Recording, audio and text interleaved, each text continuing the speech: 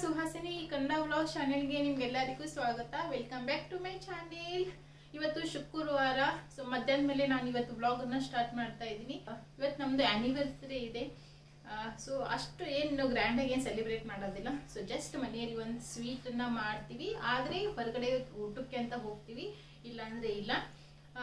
ಇವತ್ತು ಶುಕ್ರವಾರ ನಾನು ಪೂಜೆ ಕೂಡ ಸ್ವಲ್ಪ ವಿಶೇಷವಾಗಿನೇ ಮಾಡಿದ್ದೀನಿ. ಇವತ್ತು ಶುಕ್ರವಾರ ದಿವಸ ಉಪ್ಪಿನ ದೀಪ ಹಚ್ಚೋದ್ರಿಂದ ಒಳ್ಳೇದಾಗುತ್ತೆ ಅಂತ ಹೇಳ್ತಾರೆ. ಸೊ ಅದಕ್ಕೆ ನಾನು ಇವತ್ತು ಬೆಳಿಗ್ಗೆ ಬೇಗನೆ ಎದ್ದು ಹುಡುಗರಿಗೆಲ್ಲ ನಾನು ರೆಡಿ ಮಾಡಿ ಸ್ಕೂಲಿಗೆ ಕಳ್ಸಿದ್ಮೇಲೆ ಮನೆಯದೆಲ್ಲ ಒರೆಸ್ಕೊಂಡು ಪೂಜೆದೆಲ್ಲ ಮಾಡಿದೆ. ಪೂಜೆದೆಲ್ಲ ಮುಗಿಯೋದಕ್ಕೆ ಆಲ್ಮೋಸ್ಟ್ 10 ಗಂಟೆ ಆಯಿತು. 10 ಗಂಟೆ ಮೇಲೆ ನಾವು ಮತ್ತೆ ಹೊರಗಡೆ ಹೋದ್ವಿ. ಹೊರಗಡೆ ಹೋಗ್ಬಿಟ್ಟು ಇವಾಗ ಜಸ್ಟ್ ಮನೆಗೆ ಬಂದಿದ್ದೀವಿ.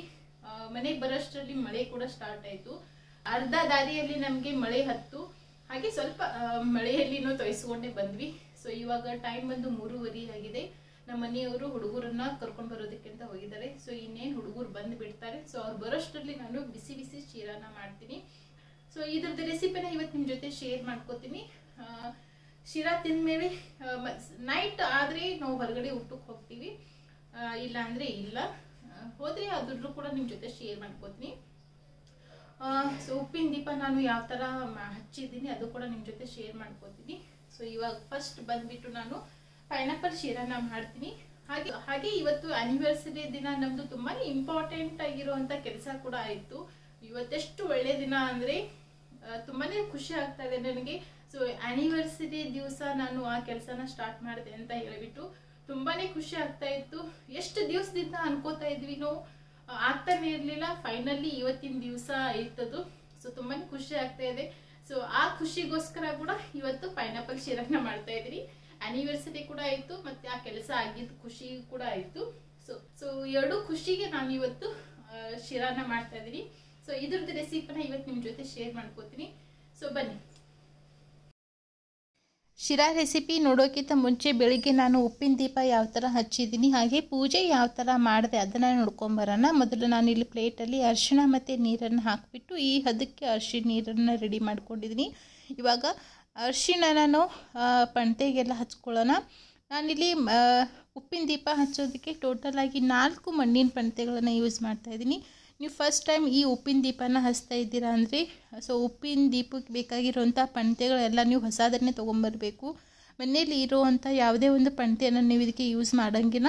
ಬೇಕಾದರೆ ನೆಕ್ಸ್ಟ್ ಟೈಮ್ ನೀವು ಹಚ್ಚೋವಾಗ ಇದೇ ಪಣತೆನ ಯೂಸ್ ಮಾಡಿ. ಆದರೆ ಫಸ್ಟ್ ಟೈಮ್ ನೀವು ಹಚ್ತಾ ಇದ್ದೀರಾ ಅಂದರೆ ನೀವು ಹೊಸದನ್ನೇ ತೊಗೊಂಡು ಬರಬೇಕು. ಹೊಸದು ತೊಗೊಂಡು ಬಂದಮೇಲೆ ಅದನ್ನು ಮೊದಲು ನೀರಿಂದ ತೊಳೆದ್ಬಿಟ್ಟು ಆಮೇಲೆ ನೀವು ಅರಿಶಿಣ ನೀರನ್ನು ಹಚ್ಕೊಳ್ಳಿ. ಅರಿಶಿಣ ನೀರನ್ನು ಒಳಗಡೆ ಮತ್ತು ಹೊರಗಡೆ ಎಲ್ಲ ಕಡೆಯಿಂದ ನೀಟಾಗಿ ಈವನ್ನಾಗಿ ಹಚ್ಕೊಳ್ಳಿ. ಸ್ವಲ್ಪ ಗಟ್ಟಿನೇ ಮಾಡಿಕೊಂಡ್ರೆ ಅದು ಚೆನ್ನಾಗಿ ಕುತ್ಕೊಳ್ಳುತ್ತೆ. ಈ ಹದಕ್ಕೆ ಕಲಿಸ್ಕೊಂಡ್ರೆ ಸಾಕು. ಮನೆಯಲ್ಲಿ ಉಪ್ಪು ಮತ್ತು ಅರಿಶಿಣ ಎರಡೂ ಕೂಡ ಲಕ್ಷ್ಮೀದ ರೂಪ ಅಂತ ಹೇಳ್ತಾರೆ. ಮನೆಯಲ್ಲಿ ಉಪ್ಪು ಮತ್ತು ಅರಿಶಿಣ ಪೂರ್ತಿಯಾಗಿ ಖಾಲಿ ಆಗೋದಕ್ಕೆ ಬಿಡಬೇಡಿ. ಸ್ವಲ್ಪ ಖಾಲಿ ಆಗೋಷ್ಟರಲ್ಲಿ ನೀವು ಮತ್ತೆ ಇನ್ನೂ ಒಂದು ಪಾಕಿಟನ್ನು ತೊಗೊಂಡು ಬಂದು ಆ ಡಬ್ಬಿಯಲ್ಲಿ ತುಂಬಿಡಿ. ಪೂರ್ತಿ ಖಾಲಿ ಆಗೋ ತನಕ ಅದನ್ನು ಬಿಡಲೇಬಾರ್ದು. ಇವಾಗ ಈ ಚಿಕ್ಕದಾಗಿರೋ ಪಣತೆಗೂ ಕೂಡ ಈ ಥರ ಅರಿಶಿಣನ ಹಚ್ಚಿಬಿಟ್ಟು ಇವಾಗ ಇದು 4 ಪಣತೆಗಳನ್ನು ಆರೋದಕ್ಕೆ ಬಿಡೋಣ. ಅಷ್ಟರಲ್ಲಿ ನಾವು ಮನೆಯಲ್ಲಿ ಡೈಲಿ ಯಾವ ಥರ ಪೂಜೆನ ಮಾಡ್ತೀವಿ ಸೇಮ್ ಅದೇ ಥರ ಪೂಜೆನ ಮಾಡ್ಕೊಳ್ಳಿ. ನಾನು ಪ್ರತಿ ಶುಕ್ರವಾರ ಕಳಸಕ್ಕೆ 5 ಎಲೆಗಳನ್ನು ಇಡ್ತೀನಿ. ಹಾಗಾಗಿ ನಾನು ಈ ಶುಕ್ರವಾರ ಕೂಡ ಕಳಸಕ್ಕೆ 5 ಎಲೆನ ಇಟ್ಬಿಟ್ಟು ಈ ಥರ ಡೈಲಿ ಪೂಜೆನ ಮಾಡಿಬಿಟ್ಟು ಅದಕ್ಕೂ ಕೂಡ 2 ದೀಪನ ಹಚ್ಚಿದ್ದೀನಿ. ನೆಕ್ಸ್ಟ್ ಇವಾಗ ಮುಂದುಗಡೆ ನಾನಿಲ್ಲಿ ಉಪ್ಪಿನ ದೀಪನ ಹಚ್ತೀನಿ. ನೀವು ಉಪ್ಪಿನ ದೀಪ ಯಾವ ಜಾಗದಲ್ಲಿ ಹಚ್ತೀರಾ ಆ ಜಾಗದಲ್ಲಿ ಮೊದಲು ರಂಗೋಲಿನ ಹಾಕ್ಕೊಳ್ಳಿ. ಆಮೇಲೆ ಅದ್ರ ಮೇಲೆ ಚೌರಂಗ ಮಣಿನ ಇಡೋಣ. ಚೌರಂಗ ಮಣಿನ ನೀವು ಇದ್ರೆ ಇಟ್ಕೊಳ್ಳಿ, ಇಲ್ಲ ಅಂದರೆ ಯಾವುದಾದ್ರೂ ನಾರ್ಮಲ್ ಮಣಿ ಇದ್ದರೆ ಅದನ್ನು ಇಟ್ಕೊಳ್ಳಿ. ಅದು ಕೂಡ ಇಲ್ಲ ಅಂದರೆ ನೀವು ಯಾವುದಾದ್ರೂ ಕ್ಲೀನಾಗಿರೋ ಬಟ್ಟೆನ ಹಾಸಿಬಿಟ್ಟು ಅದ್ರ ಮೇಲೆ ನೀವು ದೀಪನ ಹಚ್ಕೊಳ್ಳಿ. ಇವಾಗ ನಾವು ಪಣತೆಗೆಲ್ಲ ಏನು ಅರಿಶಿಣ ಹಚ್ಚಿದ್ದೀವಲ್ಲ, ಸೊ ಅದ್ರ ಮೇಲೆ ನಾನು ಕುಂಕುಮನ ಹಚ್ಕೋತಾ ಇದ್ದೀನಿ. ಕುಂಕುಮ ಮತ್ತು ಅರಿಶಿಣ ಎರಡೂ ಕೂಡ ಎಲ್ಲ ಪಣತೆಗೂ ಕೂಡ ಹಚ್ಕೊಳ್ಳಿ. ಹಾಗೆ ಚೌರಂಗ ಮಣಿಗೂ ಕೂಡ ಸೆಂಟ್ರಲ್ಲಿ ಅರಿಶಿಣ ಮತ್ತು ಕುಂಕುಮನ ಹಚ್ಬಿಟ್ಟು ಇವಾಗ ದೊಡ್ಡದಾಗಿರೋ ಪ್ಲೇಟ್ ಏನಿದೆ ಮಣ್ಣಿಂದು ಅದನ್ನು ನಾನು ಫಸ್ಟ್ ಇಡ್ತಾ ಇದ್ದೀನಿ. ಹಾಗೆ ಅದ್ರ ಮೇಲೆ ಪಣತೆಯಲ್ಲಿ ನಾನು ಉಪ್ಪನ್ನು ತುಂಬಿದ್ದೀನಿ. ಆದಷ್ಟು ಸ್ವಲ್ಪ ಅಗಲ ಇರೋ ಪಣತೆನ ತೊಗೊಳ್ಳಿ. ಸೊ ಈ ಥರದ್ದು ಪಣತೆ ಇದ್ದರೆ ಒಳ್ಳೆಯದೇ. ಇವಾಗ ಆ ಪಣತೆಯಲ್ಲಿ ನಾನು ಎಷ್ಟು ಹಿಡಿಸುತ್ತೋ ಅಷ್ಟು ನಾನು ಕಲ್ಲುಪ್ಪನ್ನು ಹಾಕಿದ್ದೀನಿ. ಇದಕ್ಕೆ ನೀವು ಕಲ್ಲುಪ್ಪನ್ನೇ ಯೂಸ್ ಮಾಡಬೇಕು. ಇವಾಗ ಚಿಕ್ಕದಾಗಿರೋ 2 ಪಂಕ್ತಿನ ಒಂದ್ರ ಮೇಲೆ ಒಂದು ಈ ಥರ ಇಟ್ಬಿಟ್ಟು ತುಪ್ಪದ ದೀಪನ ಹಚ್ತಾ ಇದ್ದೀನಿ. 2 ಬತ್ತಿ ಅದು ತುಪ್ಪ ದೀಪ ಹಚ್ಕೊಳ್ಳಿ. ಇವಾಗ ಈ ದೀಪನ ನಾನು ಡೈರೆಕ್ಟ್ ಕಡ್ಡಿಯಿಂದ ಹಚ್ತಾ ಇಲ್ಲ. ಸೊ ಈ ಥರ ಊದಿನ ಕಡ್ಡಿಯಿಂದ ಹಚ್ಕೊಳ್ಳಿ, ಇಲ್ಲಾಂದರೆ ಯಾವುದಾದ್ರೂ ದೀಪದಿಂದ ಹಚ್ಕೊಳ್ಳಿ. ಡೈರೆಕ್ಟ್ ಕಡ್ಡಿಯಿಂದ ನೀವು ಅದನ್ನು ಹಚ್ಚಬಾರ್ದು. ಸೊ ಈ ತುಪ್ಪದ ದೀಪಕ್ಕೆ ಕೂಡ ನಾನು 2 ದೀಪನ ಇಡ್ತಾ ಇದ್ದೀನಿ.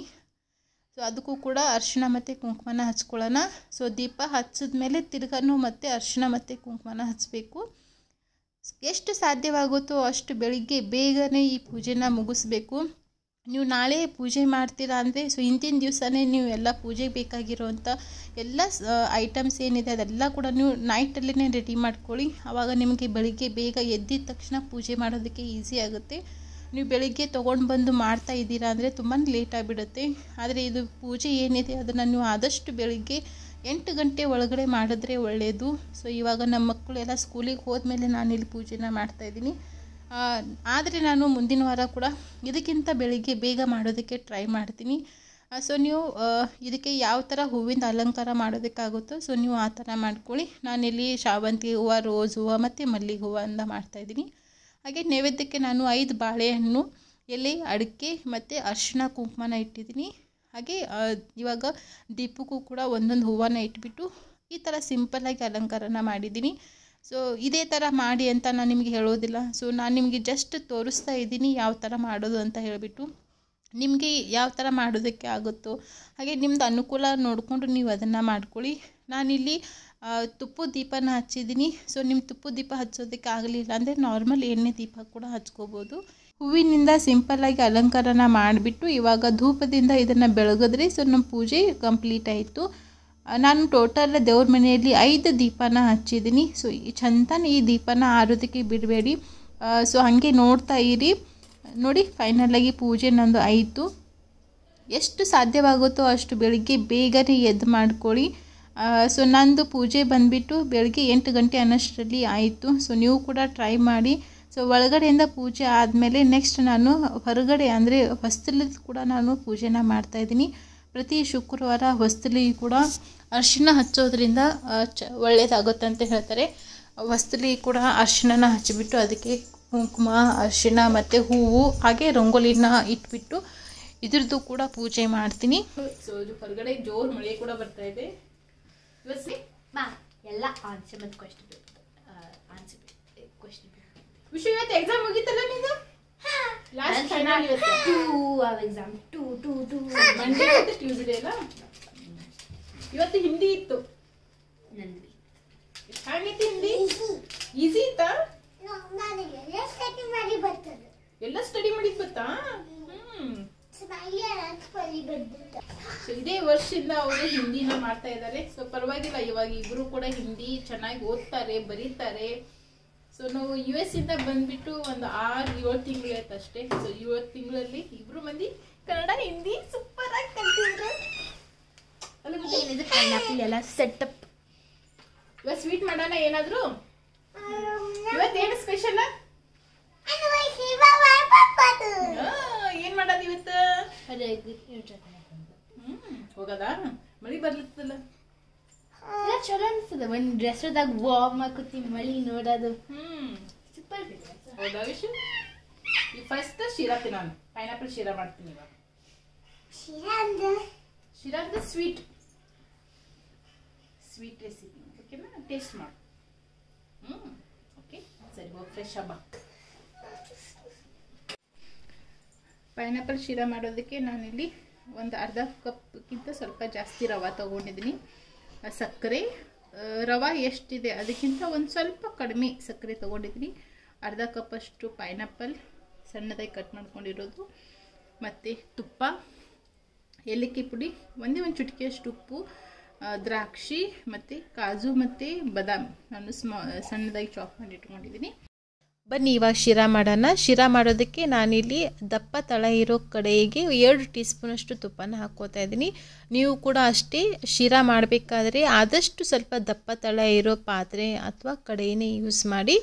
ಆ ತುಪ್ಪದಲ್ಲಿ ಇವಾಗ ದ್ರಾಕ್ಷಿನ ಹಾಕಿಬಿಟ್ಟು ಮೊದಲು ನಾನು ದ್ರಾಕ್ಷಿನ ಫ್ರೈ ಮಾಡ್ಕೋತೀನಿ. ನಾನಿಲ್ಲಿ ದ್ರಾಕ್ಷಿ ಜೊತೆ ಗೋಡಂಬಿ ಮತ್ತು ಬಾದಾಮಿನ ಹಾಕ್ತಾ ಇಲ್ಲ, ಅದನ್ನು ನಾನು ಹಾಗೆ ಜಸ್ಟ್ ಮೇಲ್ಗಡೆಯಿಂದ ಆಮೇಲೆ ಹಾಕೋತೀನಿ. ನೀವು ಬೇಕಂದರೆ ಈ ಸ್ಟೇಜಲ್ಲಿ ಗೋಡಂಬಿ ಮತ್ತು ಬಾದಾಮಿ ಕೂಡ ಹಾಕೋಬೋದು. ಇವಾಗ ದ್ರಾಕ್ಷಿ ಹುರ್ಕೊಂಡಾದಮೇಲೆ ನೆಕ್ಸ್ಟ್ ಅದೇ ತುಪ್ಪದಲ್ಲಿ ರವಾನ ಹಾಕೋತಾ ಇದ್ದೀನಿ. ನಾನಿಲ್ಲಿ ನಾರ್ಮಲ್ ಉಪ್ಪಿಟ್ಟು ರವಾನ ಯೂಸ್ ಮಾಡ್ತಾ ಇದ್ದೀನಿ. ರವೆ ಹಾಕ್ಕೊಂಡಾದ್ಮೇಲೆ ಇವಾಗ ರವಾನ ತುಪ್ಪದಲ್ಲಿ ಚೆನ್ನಾಗಿ ಹುರ್ಕೊಳ್ಳೋಣ. ಹಾಗೆ ಪಕ್ಕದಲ್ಲಿ ಗ್ಯಾಸ್ ಮೇಲೆ ನಾನು ನೀರು ಕೂಡ ಬಿಸಿಗೆ ಇಡ್ತಾ ಇದ್ದೀನಿ. ಶಿರಾಗೆ ಯಾವಾಗೂ ಕೂಡ ನೀವು ಬಿಸಿ ನೀರನ್ನೇ ಯೂಸ್ ಮಾಡಬೇಕು. ಕ್ವಾಂಟಿಟಿ ಬಂದುಬಿಟ್ಟು 1 ಕಪ್ ರವಾಗೆ 2 ಕಪ್ ನೀರನ್ನು ಹಾಕೋತಾ ಇದ್ದೀನಿ. ಅಂದರೆ ರವೆ ಎಷ್ಟು ತೊಗೊಂಡಿರ್ತೀರಾ ಸೊ ಅದ್ರದ್ದು ಡಬಲ್ ಕ್ವಾಂಟಿಟಿಯಲ್ಲಿ ನೀರನ್ನು ಹಾಕ್ಕೋಬೇಕು. ರವಾನ ನಾನಿಲ್ಲಿ ಸುಮಾರು ಒಂದು 5 ರಿಂದ 6 ನಿಮಿಷದವರೆಗೂ ಕಂಟಿನ್ಯೂಯಸ್ ಆಗಿ ಸ್ಪೂನಿಂದ ಈ ರೀತಿ ಮಿಕ್ಸ್ ಮಾಡ್ಕೊಳ್ತಾ ಹುರ್ಕೊಂಡಿದ್ದೀನಿ. ನೋಡಿ ಇಲ್ಲಿ ರವಾದ ಕಲರ್ ಚೇಂಜ್ ಆಗಿದೆ. ಈ ಸ್ಟೇಜಿಗೆ ಬಂದಾಗ ಇವಾಗ ಇದಕ್ಕೆ ಸಕ್ಕರೆನ ಹಾಕ್ಕೊಳ್ಳೋಣ. ಸಕ್ಕರೆಯ ಕ್ವಾಂಟಿಟಿ ಬಂದುಬಿಟ್ಟು ನಾನಿಲ್ಲಿ 1 ಕಪ್ ರವಾಗೆ 1 ಕಪ್ಗಿಂತ ಸ್ವಲ್ಪ ಕಡಿಮೆ ಸಕ್ಕರೆನ ತೊಗೊಂಡಿದ್ದೀನಿ. ನಿಮಗೆ ಶಿರಾ ಇನ್ನೂ ಸ್ವಲ್ಪ ಸ್ವೀಟಾಗಿ ಬೇಕಂದರೆ ರವೆ ಎಷ್ಟು ತೊಗೊಂಡಿರ್ತೀರ ಸೇಮ್ ಅದೇ ಕ್ವಾಂಟಿಟಿಯಲ್ಲಿ ಸಕ್ಕರೆ ಕೂಡ ಹಾಕ್ಕೊಳ್ಳಿ. ಇವಾಗ ಪೈನಾಪಲ್ ಪೀಸಸನ್ನು ಹಾಕ್ಕೊಳ್ಳೋಣ. ನಾನಿಲ್ಲಿ ಒಂದು ಅರ್ಧ ಕಪ್ಪಷ್ಟು ಪೈನಾಪಲ್ ಪೀಸಸನ್ನು ತೊಗೊಂಡಿದ್ದೀನಿ. ಪೈನಾಪಲ್ ಕೂಡ ನೀವು ಆದಷ್ಟು ಸ್ವಲ್ಪ ಹಣ್ಣಾಗಿರೋದು ಮತ್ತು ಸ್ವೀಟ್ ಪೈನಾಪಲನ್ನೇ ಯೂಸ್ ಮಾಡಿ. ಸೊ ಪೈನಾಪಲ್ ಹುಳಿ ಇದ್ದರೆ ಸಕ್ಕರೆದ ಕ್ವಾಂಟಿಟಿ ಸ್ವಲ್ಪ ಜಾಸ್ತಿ ಹಾಕ್ಕೊಳ್ಳಿ. ಇವಾಗ ರವೆ ಮತ್ತು ಸಕ್ಕರೆ ಮತ್ತು ಪೈನಾಪಲ್ ಮೂರು ಕೂಡ ಒಂದು 5 ರಿಂದ 6 ನಿಮಿಷದವರೆಗೂ ಕಂಟಿನ್ಯೂಯಸ್ ಆಗಿ ಎತ್ತಿ ಸ್ಪೂನಿಂದ ಮಿಕ್ಸ್ ಮಾಡ್ಕೊಳ್ತಾ ಇದನ್ನು ಹುರ್ಕೊಳ್ಳೋಣ. ನೀವು ಎಷ್ಟು ಪೇಷನ್ಸಿಂದ ಈ ಸ್ವೀಟ್ ರೆಸಿಪಿನ ಮಾಡ್ತೀರಾ ಅಷ್ಟು ನಿಮ್ಮದು ಶಿರಾ ಏನಿದೆ ಅದು ಚೆನ್ನಾಗಾಗುತ್ತೆ. ನೋಡಿ ಇವಾಗ ಇದಕ್ಕೆ ನೀರು ಹಾಕ್ಕೊಳ್ಳೋಣ. ಈ ಹದಕ್ಕೆ ಬಂದ ಮೇಲೆ ಬಿಸಿ ನೀರನ್ನು ಹಾಕ್ಕೊಳ್ಳಿ. ನಾನಿಲ್ಲಿ 1 ಕಪ್ ರವಾಗೆ 2 ಕಪ್ ಬಿಸಿ ನೀರನ್ನು ಹಾಕೋತಾ ಇದ್ದೀನಿ. ಪರ್ಫೆಕ್ಟ್ ಮೆಜರ್ಮೆಂಟ್ ಇದೆ ಇದು. ಸೊ ನೀವು ಫಸ್ಟ್ ಟೈಮ್ ಏನಾದರೂ ಶಿರಾನ ಮಾಡ್ತಾ ಇದ್ದೀರಾ ಸೊ ಈ ಥರ ಮಾಡಿ ತುಂಬಾ ಚೆನ್ನಾಗಾಗುತ್ತೆ. ಹಾಗೆ ಒಂದು ಚುಟಿಕೆಯಷ್ಟು ಉಪ್ಪನ್ನು ಹಾಕಿಬಿಟ್ಟು ಸ್ಪೂನಿಂದ ಇದನ್ನು ಈ ರೀತಿ ಮಿಕ್ಸ್ ಮಾಡಿಕೊಂಡು ಇವಾಗ ಮೇಲ್ಗಡೆಯಿಂದ ತುಪ್ಪನ ಹಾಕ್ಕೊಳ್ಳೋಣ. ನೋಡಿ ಎಲ್ಲಿ ಒಂಚೂರು ಕೂಡ ಗಂಟು ಆಗ್ತಾಯಿಲ್ಲ, ಎಷ್ಟು ಸ್ಮೂತಾಗಿ ಪರ್ಫೆಕ್ಟಾಗಿ ಬಂದಿದೆ ಅಂತ. ಇವಾಗ ಒಂದು ಅರ್ಧ ಬಟ್ಲಷ್ಟು ತುಪ್ಪ ಮತ್ತು ಮೇಲ್ಗಡೆಯಿಂದ ಒಂದು ಏಲಕ್ಕಿ ಪುಡಿನ ಹಾಕಿಬಿಟ್ಟು ಒಂದು ಪ್ಲೇಟಿಂದ ಇದನ್ನು ಕವರ್ ಮಾಡಿ ಒಂದು 5 ನಿಮಿಷ ಫುಲ್ ಲೋ ಗ್ಯಾಸ್ ಫ್ಲೇಮಲ್ಲಿ ಇದನ್ನು ಮುಚ್ಚಿಡೋಣ. ಒಂದು 5 ನಿಮಿಷ ಆದ ನಂತರ ಲಿಡ್ಡನ್ನು ತೆಗೆದುಬಿಟ್ಟು ಮಿಕ್ಸ್ ಮಾಡಿಕೊಂಡ್ರೆ ಸೊ ನಮ್ಮದು ಫೈನಲಿ ಪೈನಾಪಲ್ ಶಿರಾ ಏನಿದೆ ಅದು ರೆಡಿ ಆಯಿತು. ನೀವು ಫಸ್ಟ್ ಟೈಮ್ ಶಿರಾನ ಮಾಡ್ತಾ ಇದ್ದೀರಾ ಸೇಮ್ ಇದೇ ಥರ ಮಾಡ್ಕೊಳ್ಳಿ, ತುಂಬಾ ಚೆನ್ನಾಗಿ ಬರುತ್ತೆ. ಹಾಗೆ ಸ್ವೀಟ್ ರೆಸಿಪಿ ಮಾಡಬೇಕಾದ್ರೆ ನೀವು ಪರ್ಫೆಕ್ಟ್ ಮೆಜರ್ಮೆಂಟ್ ಮತ್ತು ತುಪ್ಪ ಎರಡೂ ಕೂಡ ತುಂಬಾ ಇಂಪಾರ್ಟೆಂಟ್ ಆಗಿರುತ್ತೆ. ಸೊ ಈ ಥರ ನೀವು ಟ್ರೈ ಮಾಡಿ ನೋಡಿ, ತುಂಬಾ ಚೆನ್ನಾಗಿ ಬರುತ್ತೆ. ನೋಡಿ ಎಷ್ಟು ಚೆನ್ನಾಗಿ ಸಾಫ್ಟಾಗಿ ಸ್ಮೂತಾಗಿ ಬಂದಿದೆ ಅಂತ. ಇದು ಆರಿದ ಮೇಲೆ ಕೂಡ ಸೇಮ್ ಇದೇ ಥರನೇ ಇರುತ್ತೆ, ಯಾವುದೇ ರೀತಿ ನಿಮಗೆ ಗಟ್ಟಿ ಬರೋದಿಲ್ಲ. ಅದು ನೀವು ಜಾಸ್ತಿ ಕ್ವಾಂಟಿಟಿಯಲ್ಲಿ ಮಾಡ್ತಾ ಇದ್ದೀರಾ ಅಂದರೆ ಸೊ ತುಪ್ಪದಲ್ಲಿ ಒಂದು ಸ್ವಲ್ಪ ಎಣ್ಣೆನ ಮಿಕ್ಸ್ ಮಾಡ್ಕೊಳ್ಳಿ. ಹೋಟೆಲಲ್ಲಿ ಎಲ್ಲ ಸೇಮ್ ಆದರೂ ಅದೇ ಥರ ಮಾಡ್ತಾರೆ, ಅರ್ಧ ತುಪ್ಪ ಮತ್ತು ಅರ್ಧ ಎಣ್ಣೆನ ಹಾಕ್ತಾರೆ. ನಾವು ಮನೆಯಲ್ಲಿ ಸ್ವಲ್ಪ ಕ್ವಾಂಟಿಟಿಯಲ್ಲಿ ಮಾಡೋದರಿಂದ ನಾವು ಬರೀ ತುಪ್ಪದಲ್ಲಿನೇ ಮಾಡಿರ್ತೀವಿ. ಆದರೆ ಸ್ವೀಟ್ ರೆಸಿಪಿಗೆ ಆದಷ್ಟು ಸ್ವಲ್ಪ ಜಾಸ್ತಿ ಕ್ವಾಂಟಿಟಿಯಲ್ಲಿ ತುಪ್ಪನ ಹಾಕಿದ್ರೆ ತುಂಬಾ ಚೆನ್ನಾಗಾಗುತ್ತೆ. ಫಸ್ಟ್ ನಾವು ಪ್ಲ್ಯಾನ್ ಮಾಡಿದ್ವಿ ಏನಂದರೆ ಮಕ್ಕಳೆಲ್ಲ ಸ್ಕೂಲಿಂದ ಬಂದಮೇಲೆ ಎಲ್ಲರೂ ನಾವು ಹೊರಗಡೆ ಊಟಕ್ಕೆ ಹೋಗೋಣ ಅಂತ ಪ್ಲ್ಯಾನ್ ಮಾಡಿದ್ವಿ. ಆದರೆ ಸಡನ್ಲಿ ತುಂಬಾ ಜೋರಾಗಿ ಮಳೆ ಸ್ಟಾರ್ಟ್ ಆಗಿರೋದ್ರಿಂದ ನಾನು ಇವಾಗ ಮಧ್ಯಾಹ್ನ ಲಂಚ್ಗೆ ಉಪ್ಪಿಟ್ಟನ್ನು ಮಾಡ್ತಾಯಿದ್ದೀನಿ. ಸೊ ನಮ್ಮ ಮನೆಯವ್ರು ಹೇಳಿದ್ರು ಹಾಗೂ ನೀವು ಶಿರಾ ಮಾಡಿದ್ದು ಅದು ಕಾಂಬಿನೇಷನ್ ಆಗಿ ಉಪ್ಪಿಟ್ಟು ಅದು ಮಾಡಿಬಿಡು, ಸೊ ತುಂಬಾ ಚೆನ್ನಾಗಿ ಲಂಚ್ ಆಗುತ್ತೆ, ಆಮೇಲೆ ಬೇಕಾದರೆ ನೈಟ್ ನಾವು ಹೊರಗಡೆ ಹೋಗೋಣ ಅಂತ ಹೇಳಿದ್ರು. ಸೊ ಹಾಗಾಗಿ ಅದು ಪ್ಲ್ಯಾನ್ ನನಗೆ ಕೂಡ ಚೆನ್ನಾಗಿ ಅನ್ನಿಸ್ತು. ಅದಕ್ಕೆ ನಾನು ಮನೇಲಿ ಇರೋವಂಥ ವೆಜಿಟೇಬಲ್ಸ್ ಎಲ್ಲ ಹಾಕಿಬಿಟ್ಟು ವೆಜಿಟೇಬಲ್ಸ್ ಉಪ್ಪಿಟ್ಟನ್ನು ಮಾಡಿದೆ. ಸೊ ಅವತ್ತು ನಾವು ಮಧ್ಯಾಹ್ನ ಲಂಚ್ಗೆ ಉಪ್ಪಿಟ್ಟು ಮತ್ತು ಶಿರಾ ಎರಡೂ ಕೂಡ ಮಾಡಿದ್ವಿ. ಆಮೇಲೆ ನೈಟ್ ನಾವು ಎಷ್ಟೋ ತನಕ ವೇಟ್ ಮಾಡಿದ್ವಿ, ಫೈನಲಿ ಮಳೆ ಅಂತೂ ನಿಲ್ಲೇ ಇಲ್ಲ, ಫುಲ್ ಜೋರಾಗಿ ಮಳೆ ಬಂತು. ಸೊ ಕಂಟಿನ್ಯೂಯಸ್ ಆಗಿ 4 ಡೇಸ್ ಮಳೆ ಬಂತು ಅವತ್ತು. ಸೊ ಹಾಗಾಗಿ ನಮ್ಮದು ಆ್ಯನಿವರ್ಸರಿ ಬಂದುಬಿಟ್ಟು ಶಿರಾ ಮತ್ತು ಉಪ್ಪಿಟ್ಟು ಇದರಲ್ಲಿನೇ ಆಗೋಯಿತು. ಸೊ ತುಂಬಾ ಚೆನ್ನಾಗಾಯಿತು ಅವತ್ತಿನ ಡೇ. ಮನೆಯಲ್ಲಿ ಸ್ಪೆಷಲಾಗಿ ಪೂಜೆ ಮಾಡಿರೋದ್ರಿಂದ ಮತ್ತು ಹಾಗೆ ಈ ಥರದ್ದು ಲಂಚ್ ಸಿಂಪಲ್ಲಾಗಿ ಲಂಚ್ ಮಾಡಿದ್ದು ಕೂಡ ತುಂಬಾ ಚೆನ್ನಾಗಾಯಿತು. ಸೊ ಮಕ್ಕಳು ಕೂಡ ಅರ್ಥ ಮಾಡಿಕೊಂಡ್ರು, ಮಳೆ ಬರ್ತಾಯಿದೆ ಹೇಗೆ ಹೋಗೋದು ಅಂತ ಹೇಳಿಬಿಟ್ಟು. ಸೊ ಈ ಥರ ಸಿಚುವೇಶನ್ನ ನಮ್ಮ ಇಬ್ಬರು ಮಕ್ಕಳು ಕೂಡ ತುಂಬಾ ಚೆನ್ನಾಗಿ ಅರ್ಥ ಮಾಡ್ಕೋತಾರೆ. ಸೊ ಯಾವುದೇ ರೀತಿ ಹಠ ಅಂತೂ ಮಾಡೋದಿಲ್ಲ ಅವರು. ಸೊ ನಾವು ಏನು ಹೇಳಿರ್ತೀವಿ ಅದಕ್ಕೆಲ್ಲ ಕೂಡ ಸಪೋರ್ಟ್ ಮಾಡ್ತಾರೆ. ಸೊ ಹಾಗಾಗಿ ಇವಾಗ ನಾವು ಫೈನಲಿ ಮಧ್ಯಾಹ್ನ ಲಂಚ್ಗೆ ಉಪ್ಪಿಟ್ಟು ಮತ್ತು ಶಿರಾನ ತಿಂತಾಯಿದ್ವಿ. ಮಕ್ಕಳು ಎಷ್ಟು ದೊಡ್ಡವರಾದರೂ ಕೂಡ ನಾವು ಒಂದೊಂದು ಸತಿ ಅವರಿಗೆ ನಾವೇ ಊಟ ಮಾಡಿಸ್ಲೇಬೇಕು. ಸೊ ಇವಾಗ ನನ್ನ ಮಗಳು ತಿನ್ನಲ್ಲ ಅಂತ ಹಠ ಮಾಡ್ತಾಯಿದ್ರು. ಸೊ ಅದಕ್ಕೆ ನಾನೇ ತಿನ್ನಿಸ್ತೀನಿ ಅಂತ ಅಂದಾಗ ಸರಿ ಮಮ್ಮಿ ನೀನೇ ತಿನ್ನಿಸು, ನಾನು ಊಟ ಮಾಡ್ತೀನಿ ಅಂತ ಅಂದರು. ಸೊ ಸೊ ಅದಕ್ಕೆ ಇವತ್ತು ಟಿ ವಿ ನೋಡ್ಕೋತು ನಾವು ಈ ಲಂಚನ್ನ ಎಂಜಾಯ್ ಮಾಡ್ತಾಯಿದ್ವಿ. ಸೊ ವಿಶು ಆಲ್ರೆಡಿ ತಿಂತಿದ್ದಾನೆ. ಸೊ ಫೈನಲಿ ಶ್ರಾವಣಿ ನಾನು ಊಟನ ಮಾಡಿಸ್ಬಿಟ್ಟು ಇವಾಗ ಆಮೇಲೆ ನಾನು ಕೂಡ ಊಟ ತಿಂತೀನಿ. ಹಾಗೆ ಇವತ್ತಿನ ವಿಡಿಯೋ ಕೂಡ ನಾನು ಇಲ್ಲಿಗೆ ಎಂಡ್ ಮಾಡ್ತೀನಿ. ಸೊ ಇವತ್ತಿನ ವಿಡಿಯೋ ನಿಮಗೆ ಹೇಗೆ ಅನ್ನಿಸ್ತು ಅದನ್ನು ನನಗೆ ಕಮೆಂಟ್ ಸೆಕ್ಷನಲ್ಲಿ ತಿಳಿಸಿ. ವಿಡಿಯೋ ಇಷ್ಟ ಆಗಿದ್ದರೆ ಲೈಕ್ ಮಾಡಿ, ಶೇರ್ ಮಾಡಿ, ಚಾನಲ್ಗೆ ಸಬ್ಸ್ಕ್ರೈಬ್ ಮಾಡ್ಕೊಳ್ಳಿ. Thank you so much for watching this video.